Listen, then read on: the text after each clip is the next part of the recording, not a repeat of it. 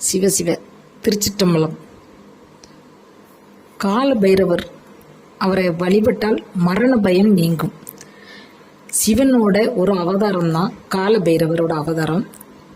இவர் என்ன பணியில் இருக்கார் என்றால், மக்களை கண்காணித்து தவறு செய்பவர்களை தண்டனை கொடுத்து திருத்துவதுதான் இவருடைய பணி.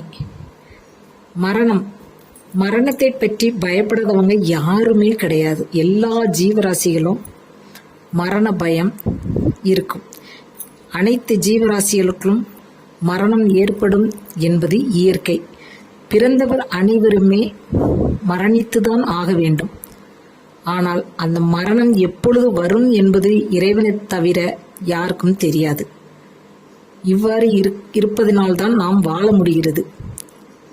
அப்போ மரண பயத்தை நாம் நீக்குவது எவ்வாறு, மரண பயம் இல்லாமல் வாழ்வது எவ்வாறு என்றால், இறைவனை வழிபட்டால் ஒழிய இதிலிருந்த மரண பயத்திலிருந்து யாருமே நீங்க முடியாது.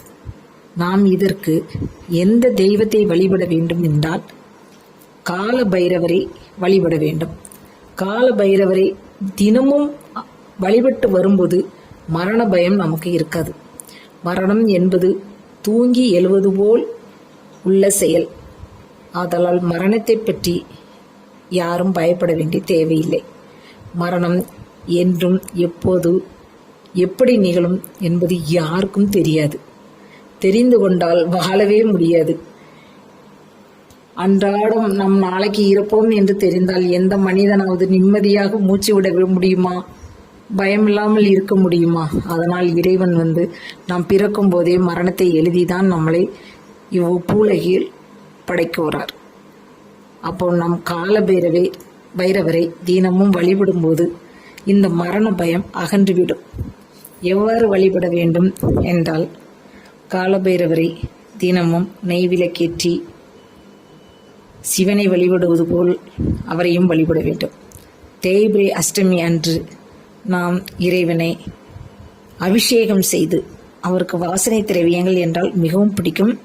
வாசனை திரவியங்கள், பால், எண்ணெய் கொண்டு அபிஷேகம் செய்து இறைவனுக்கு வடைமாலை சாற்றி வழிபட்டால் மரண பயம் நீங்கும். இது ஒரு நாள் செய்தால் நமக்கு மரண பயம் நீங்கும் என்று நினைத்து விடாதீர்கள்.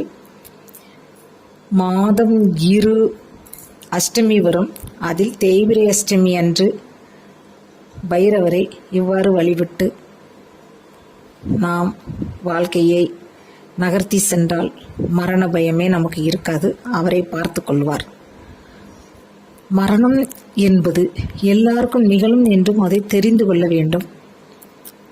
இறைவனை வழிபடும்போது, இறைவா, நான் யாருக்கும் எக்கெடுதலும் செய்யவும் மாட்டேன், நினைக்கவும் மாட்டேன் என்று நினைத்து கொண்டு வழிபட வேண்டும். நான் இன்னொரு வீடியோவில் கால பைரவரை பற்றி சிறு பாடல் இயற்றி பாடியுள்ளேன். அப்பாடலை நீங்கள் கால பைரவர் வழிபடும்போது பாடலை பாடி வழிபட்டால் இன்னும் சிறப்பாக இருக்கும். அவருடைய அருள் நமக்கு முழுமையாக கிடைக்கும். சிவனை எப்படி நாம் தியானித்து வழிபடுவோமோ அதே போன்று கால பைரவரையும் தியானம் செய்து மனதில் நிறுத்தி வழிபட வேண்டும். அவருடைய வாகனம் நாய் வாகனம். நாம் கால பைரவரை வழிபடும் போதே நாய் நமக்கு உறுதுணையாக இருக்கும். எந்த ஒரு கெட்ட சக்தியையும் அழிக்கும்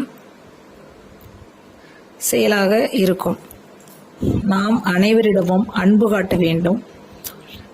இவ்வாறு நாம் அன்பு காட்டும் போது அனைவரும் நம்மிடமும் அன்பு காட்டுவார்கள். எந்த ஒரு பிராணியும் நம்மளை துரோகியாக நினைக்காது. நாம் பாட்டில் நாம் என்ன செயல் செய்கிறோமோ அதை அமைதியாக சென்று கொண்டிருக்க வேண்டும். துஷ்ட பிராணிகள் நம்மை தாக்காது.